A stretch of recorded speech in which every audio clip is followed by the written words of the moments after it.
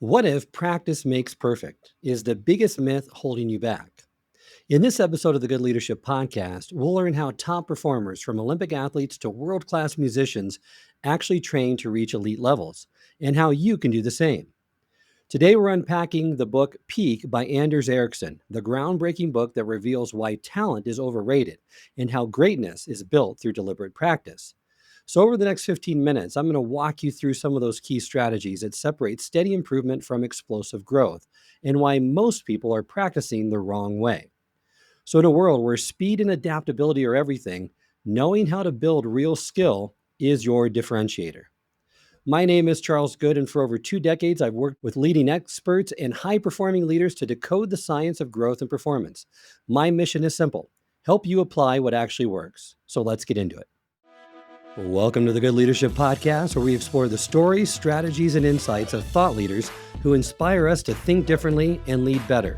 Through candid conversations and expert perspectives, we dive into the challenges, breakthroughs, and practical lessons that shape exceptional leadership.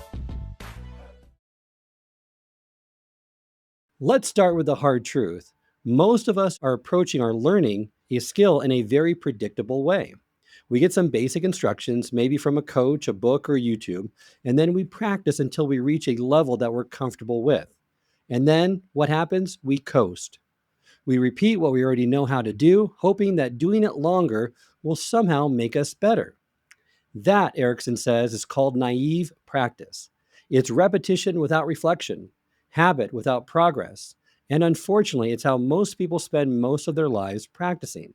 For example, think of someone who's been driving for 20 years but still can't parallel park, or a coworker who's been giving presentations for over a decade and still reads every bullet point off the slide.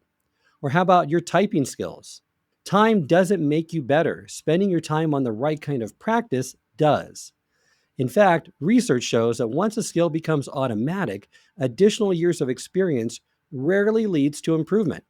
In most cases, you are just deepening that groove of good enough. But if naive practice is not the silent killer of improvement, what keeps us stuck there? Well, it's not laziness. It actually lies in what we've been sold about how learning should work. Those myths that we grew up with, the ones that sound wise, that get repeated often, and feel kind of motivational, they're the ones that are actually keeping us mediocre. So let's bust some of these common myths, because believing them might be the reason you're not progressing. The first myth, that your abilities are limited by your genetics. Not true. That belief manifests itself in all sorts of I can't or I am not statements. Have you ever noticed that we label some individuals as math people and others as not creative? And often we do the same with ourselves. Ericsson shows this mindset is not only false, it's harmful. It creates a self-fulfilling prophecy where potential is capped before it even has a chance to grow. If you are clumsy, you are often pushed away from sports. If you can't carry a tune right away, you are told that you should try something other than music. And if you're not immediately comfortable with numbers, well, you're probably not good at math. And no surprise, these predictions oftentimes come true. The girl who is told to forget about sports never becomes good at hitting a tennis ball or kicking a soccer ball. The boy who is told that he is tone deaf never learns to play a musical instrument or to sing well. And the children who were told that they're not good enough at math grow up believing it. This prophecy becomes self-fulfilling. Myth number 2. That states that if you do something for long enough, you're bound to get better at it. Unfortunately, once again, that's not the case. Doing the same thing over and over again is exactly the same way it's always been done is not a recipe for improvement. It's a recipe for stagnation and gradual decline. The third myth is that skills can be mastered relatively easily if the knowledge is there. Well, even when the ultimate outcome is to be able to do something like solving a particular problem, maybe a math problem, or writing a good essay, traditional approaches that provide information about the way to proceed rarely improve our performance because they expect that the student is able to apply that knowledge to that skill, which is often not the case. So now that we've taken a sledgehammer to some of those feel-good myths, you might be wondering, okay, what does effective practice look like? Now that's a great question because not all practice is created equal.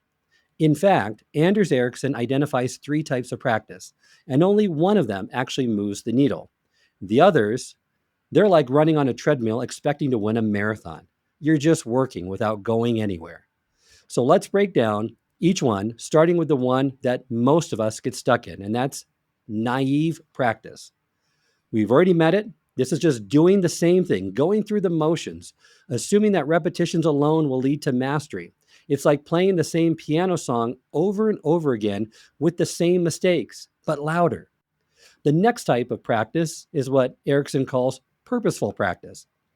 This kind of practice has clear, specific goals and is usually involved in breaking down a bigger goal into smaller components. So, for example, let's say you're a weekend golfer and you want to drop your handicap by 5 strokes. That's great, but it's vague. Purposeful practice says, let's break it down. Maybe you need to land more drives in the fairway. Okay, now let's analyze your swing. Identify if you have a hook. Maybe work on correcting a certain aspect of your golf swing. These are more targeted, more focused ways to improve your skill and involves stepping outside of your comfort zone.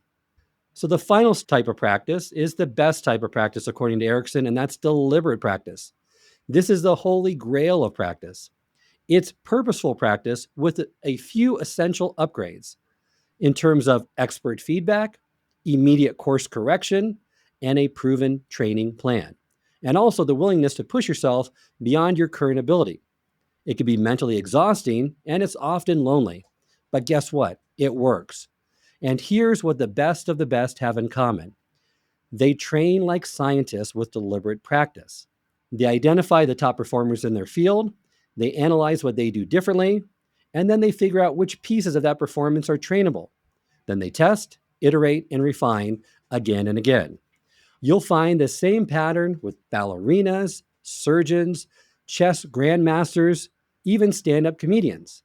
In many cases, the difference between amateurs and experts is not just natural talent, and deliberate practice is where the real growth happens. But here's the twist. It's not just about doing the right kind of practice, it's about seeing it differently. If deliberate practice is the engine of improvement, then mental representations are its internal GPS, quietly guiding your every move, correction, and breakthrough. So mental representations are those detailed mental models, those internal blueprints that are built through years of focused practice. They help you recognize patterns, predict outcomes, and make faster, smarter decisions. In short, they're how your brain encodes expertise. Take chess, for example. Research shows that the best predictor of a player's skill isn't how many games they've played, but how much time they've spent analyzing the games of grandmasters. Why? Because they're not just memorizing moves, they're developing the ability to see the game differently. Instead of individual pieces, experts see chunks or patterns of interaction and strategy stored in long-term memory. A grandmaster can glance at a board and instantly sense who has the advantage, where are the weaknesses, and which moves are most effective. That's the power of mental representations. And here's the key. They're domain specific. You don't improve your general memory or skill, you improve it in context, in terms of memory of faces or digits or notes or words or chess positions. So you don't need to be a grandmaster, however, to develop a powerful mental representation. Let's show you how it's done. First step, study exemplars. Find the best in your field and break down how they do what they do, not just what they do. Think game tape, model speeches, expert case studies. Next, step 2, get specific. Focus your practice on real-world problems and patterns. The more specific your training, the stronger your representations become. 3, get feedback. Feedback is the fuel that refines your models. Whether it's a coach, data, or a video review, feedback helps you correct and reinforce the right patterns. 4, reflect and adjust. After every session, ask, what did I expect? What actually happened? And what will I do differently next time? That's how your mental representations evolve. And finally, 5th, practice retrieval, not just repetition. Don't just review information, try to recreate it from your memory. Retrieval strengthens those neural pathways tied to your mental models. And remember, the relationship between skill and mental representations is a virtuous cycle. The more skilled you become, the better your mental representations. And the better your mental representations, the more effectively you can practice to hone your skills. In many fields, it is the quality of your mental representations that sets you apart. And these are not by nature very observable. So let's now walk through the process of deliberate practice with examples that speak directly to high performers, rising leaders, and ambitious professionals. First, don't just learn, train. The first shift is mental. Stop asking, what should I know? And start asking this question instead: what should I be able to do? Remember, knowledge is passive, skill acquisition is active. So, for example, don't aim to understand emotional intelligence. Instead, train yourself to recognize emotional triggers in real time and respond constructively. Don't just read about negotiation. Practice framing a proposal under pressure with limited information and resistance from the other side. If your improvement goal isn't observable and measurable, it's not practice ready. Next, identify top performers and study their path, not just their output. Because once you've identified the skill, you need to now find people who have mastered it. But here's the twist. Remember, don't just admire what they do, deconstruct what they did to get there. So if you want to become a magnetic communicator, study how top speakers rehearse, not just how they speak on stage. You want to grow your executive presence? Study how confident leaders walk into the room, how they manage silence, and how they handle objections or interruptions. Top performance leaves a trail. Don't just watch the final product or the final performance. Also, you need to analyze the rehearsal process because in many cases, you're going to find what sets experts apart isn't natural talent, but rather it's the structure, intensity, and intentionality of their practice. Next, zoom in. Break the skill into its moving parts. Great leaders and performers, they don't get better by doing everything at once. Instead, they zoom in. They isolate the moments that actually matter. If you want to improve your executive presence at meetings, well, break that down into posture, eye contact, vocal tone, and the ability to speak concisely under pressure. Record yourself. Review it with a coach or a trusted peer. Target your weak spots and don't just wing it 100 more times. Improvement comes from identifying those small hinges that swing big doors. Next, remember the 3 F's of deliberate practice: focus, feedback, and fix it. So let's get tactical. Every effective practice loop has these 3 ingredients. First, focus. You must push into the zone where mistakes are likely. If it's easy, you're not learning. Next, feedback. Immediate specific feedback is critical, either from a coach, a colleague, data, or structured reflection, so you know what to adjust. And then finally, fix it. Actively correct. Don't just notice the problem, adjust your approach, try again, and refine. For example, a sales manager reviews call recordings with reps, pinpointing exact phrasing that causes the drop off. A people manager rehearses difficult conversations out loud, testing different tone and word choice combinations before going live. Remember, practice doesn't make perfect. Perfected practice with feedback and correction makes progress, though. Next, work with a coach or become your own. Because let's be honest, most professionals hit plateaus because they lack outside eyes. A good coach can shorten your learning curve dramatically, not by giving you answers, but by helping you see blind spots and build repeatable systems of improvement. If you can't access a formal coach, well, then create your own feedback loops. Journal after each client meeting, review video of your presentations, or ask a trusted peer to audit your decision making. And make sure you track progress and reflect weekly. Always be asking yourself, what's working? Where am I slipping? If you can't find a coach, remember, be your own coach, but you need to be ruthless and very structured about it. Next, train like a pro through short, focused, high-intensity sessions. Most elite professionals don't practice for hours on end. They go deep in short, structured blocks. Usually 45 to 60 minutes of deep work is their ideal. And guess what? That's more productive than 3 hours of distracted effort. So try this. Block 1 hour a day for focused practice, whether it's writing, pitch crafting, or skill rehearsal. During that time, remember to eliminate distractions. Turn off notifications, close extra tabs, and make sure to set a timer.